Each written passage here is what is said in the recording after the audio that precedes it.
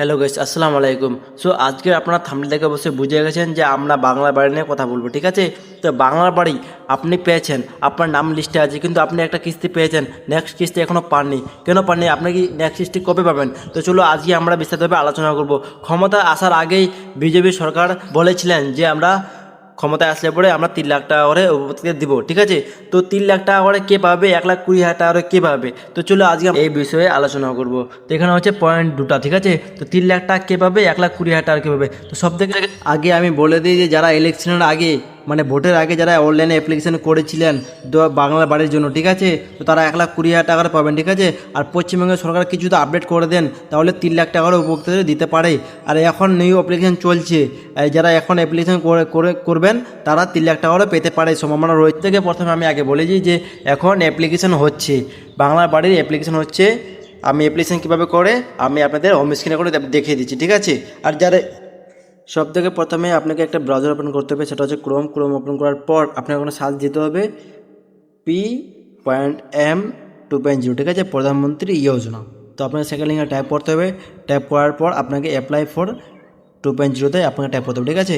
Tap করার পর আবারও আপনাকে ট্যাপ করতে হবে অ্যাপ্লিকেশন ফর্ম, ঠিক আছে, অ্যাপ্লাই ফর PMEY 2.0, ঠিক আছে?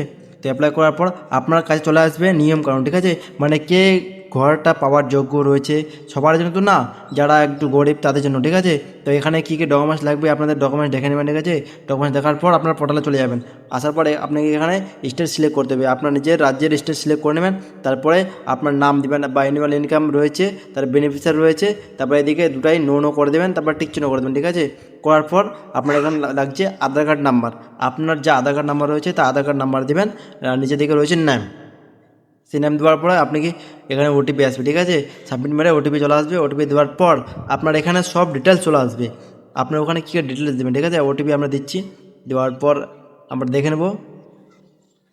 এই চলে আসলো। আমাদের এখানে কী কী লাগছে, পার্সোনাল ইনফরমেশান, ফ্যামিলি লাগছে, তারপরে লাগছে ব্যাঙ্ক ডিটেলস। আর এখানে যা তথ্য চাইছে আপনি সব ভালো করে ফিল আপ করে দিয়ে দিবেন।